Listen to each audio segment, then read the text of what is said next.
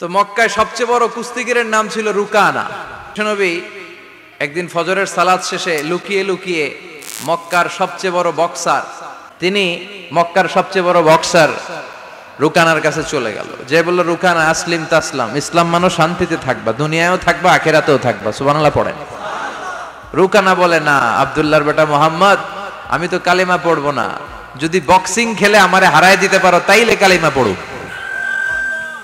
বিশ্বনবী বললেন, আমি তো বক্সিং খেলি না রে বাপ।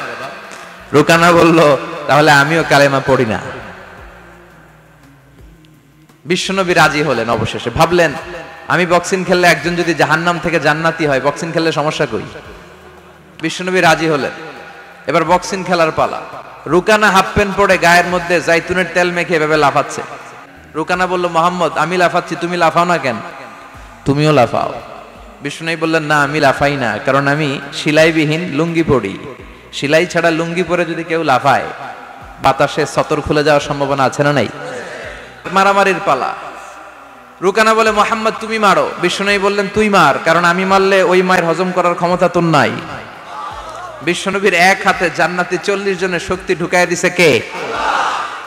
তো বিশ্বনবী মাইট দিলে এটাও হজম করতে পারবে? এখন রুকানাও মারে না, বিশ্বনবীও মারে না, খেলাও শুরু হয় না। বিশ্বনবী মারে নাই, কিন্তু বিশ্বনবী ওনার ডান হাত মোবারক, কি নরম হাত, সফটার দেন সিল্ক, সিল্কের চেয়ে নরম ছিল। হাতটা দিয়ে বিশ্বনবী রুকানার ডান কাঁধে এভাবে টাচ করলেন। মারে নাই, খালি বলছে, রুকানা এত লাফাস কেন? টাচ করার সাথে সাথে রুকানা বেহুশ হয়ে জমিনে পড়ে যায়। সবাই তো অবাক, ঘটনা কি? পানি ঢেলে রুকানারে হুশ ফিরানো হয়েছে। সবাই বলে, রুকানা তুই তো অনেক বড় পালোয়ান, আব্দুল্লাহর বেটা মোহাম্মদ ঘুষিও দিল না, লাথিও মারলো না, বেহুশ হইলি কেন? রুকানা বলে, আরে তোরা তো দেখোস নাই, তোরা দেখেছিস মোহাম্মদ হাত দিয়ে ধরেছে, আমার মনে হয়েছে বিশাল। ইসলামের অ্যাটিটিউড হচ্ছে ডিফেন্সিভ।